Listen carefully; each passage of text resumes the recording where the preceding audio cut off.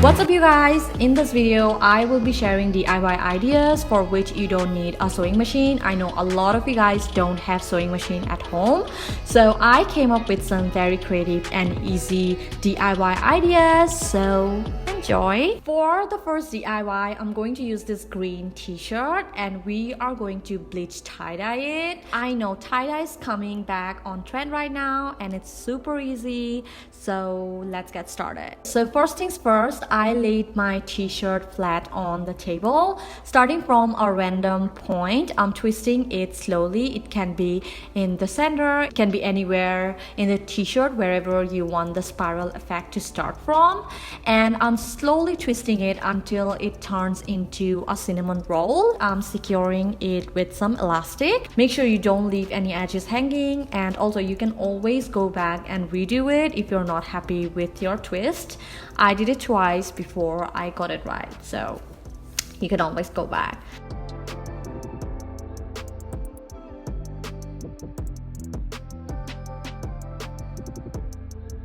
Next, I used some scented bleach, which I mixed with half water and half bleach in a cup. Also, it's very important to wear gloves when you do this, unless you want to bleach your hands, because it's very strong. If you can, always wear a mask, because I don't know if it's only me, but I always get bad headaches while bleaching my stuff. So now once the mixture was ready, all I did was just poured it over my t-shirt, half and half on both the sides.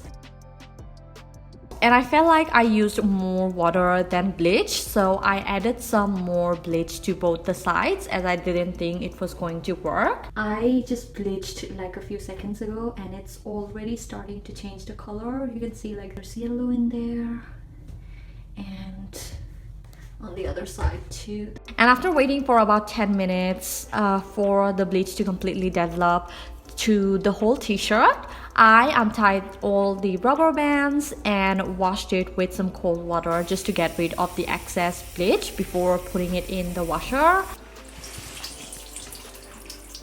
Lastly, I put the damn t-shirt in the washer and the dryer. And you ready to see how this turned out? I think it turned out super cool. It's so easy, it took me about 15 minutes, and literally it's the easiest DIY I've ever done in my life, and also it's coming back on trend, so what more could you want?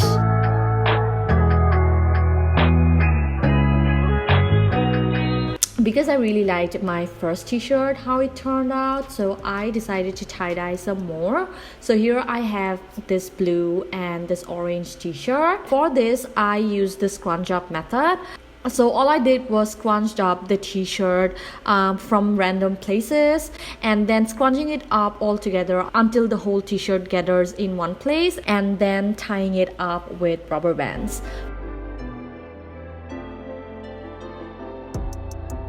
For the blue t-shirt, I used the same scrunch up method, but here I decided to tie up the small pieces like a ponytail. And once all the small pieces are tied up, I decided to scrunch all of them together and then tied it with rubber bands. For bleaching, I used the same technique, half water and half bleach, and then pouring it all over the t-shirt on both the sides. Now, I waited for about 10 minutes and then half an hour and then an hour, but the orange t-shirt didn't bleach at all. Like the color didn't change even a bit. And then I bleached the blue t-shirt using the same technique, left it for about like half an hour, and it didn't make any difference. So I decided to keep both of them overnight, just didn't want to wash them and just wanted to wait and see what happens. The next morning I decided to put them in the washer and then the dryer. I actually washed all of the t-shirts together, and that's another reason why I decided to wash them with cold water before putting it in the washer. And after they came out from the dryer, guess what? The orange one stayed the same. It did nothing but damaged the fabric a little bit because of the bleach.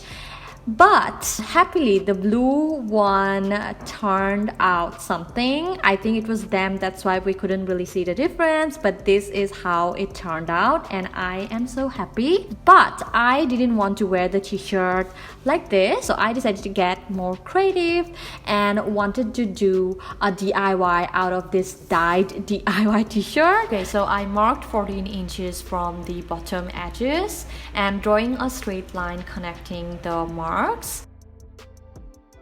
and also cutting it out following the straight line from one side to the other. Now you can keep the top part aside as we are going to work with the shorts. So I'm holding the piece exactly in the middle and flipped it to the other side so that the side seam line comes in the middle, marking 29 centimeter from the top, which is supposed to be the measurement from the belly button to the crotch.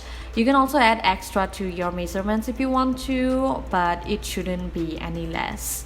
Next, marking 3 centimeter from the side edge and joining the marks, drawing a straight line and connected it to the bottom mark, drawing like a slight curve too. And on the other side, I'm marking 6 centimeter from the side edge and also mark 7 centimeter from the bottom edges and connecting the marks, drawing straight lines. And once the lines were connected and drawn like a rectangle shape, slightly drawing a curve U shape starting from the corner, just like I did on the other side, and cutting out on both the sides following the lines.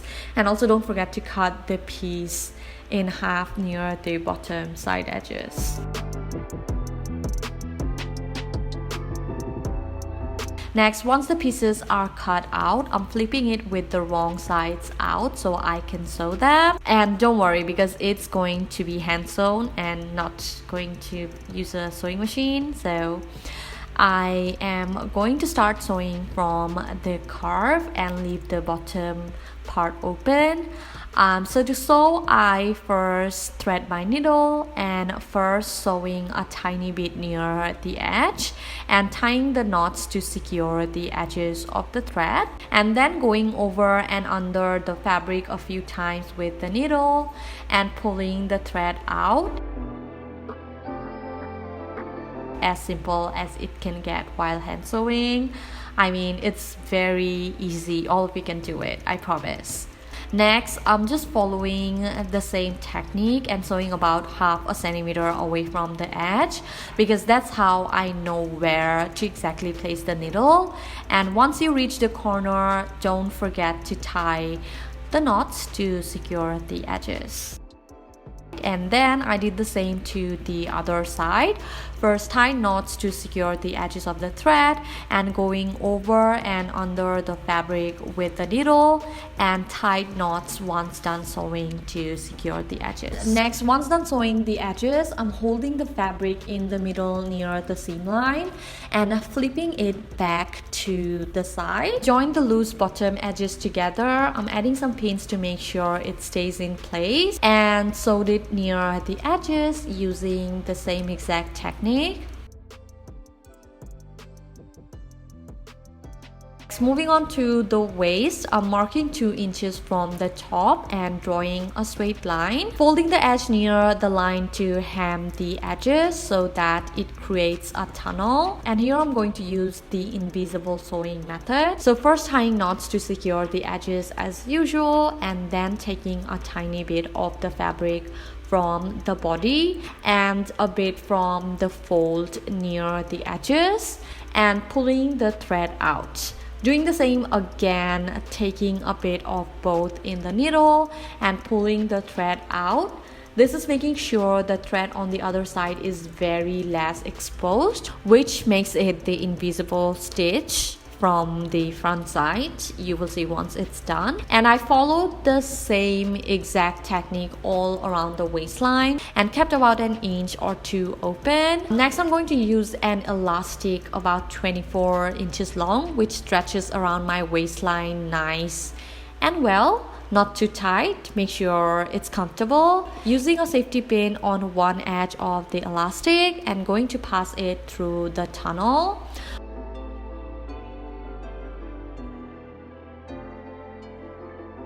Also, don't forget to pin the other edge of the elastic and pin it to the body. I almost forgot.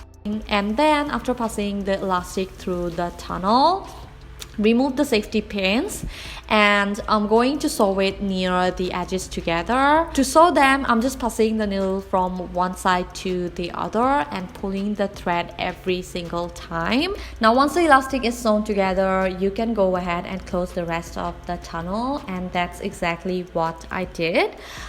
Sew the rest using the invisible sewing method. And that's about it. Your matching set should be ready.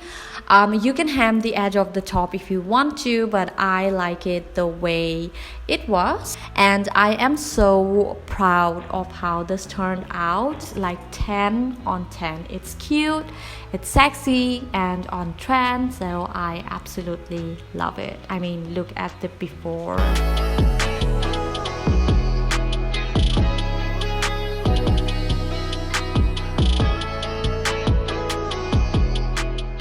Okay, so the next DIY is super easy, for which I am using this crop top that I had in my closet for years now. First, I am drawing a straight line in the middle of the top and cutting it out.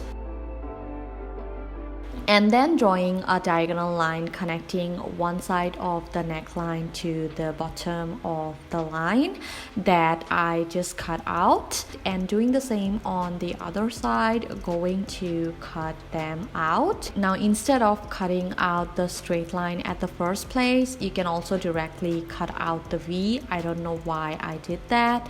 Maybe it was easier, I guess. Next, I'm going to use some fabric glue and apply it near the edges that I just cut out. Clearly, I applied way too much at first, so I had to take some off using some paper towel. And once they looked all even, I'm folding it and adding pins as I go. You can just fold and put something heavy on it while you wait for the glue to dry.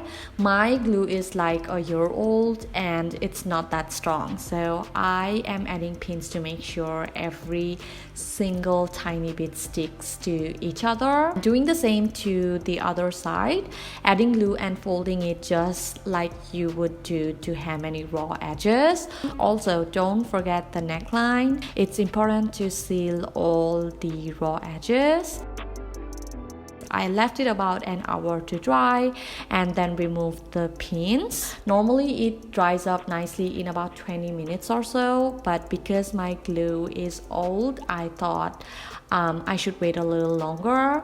And once all the pins are removed, all I did was laid the bottom edges of the top one over another, applied some glue and pinned it together to dry. I really hope you guys find this video helpful. Comment below which one was your favorite, and also don't forget to give this video a thumbs up, and I will see you guys next time.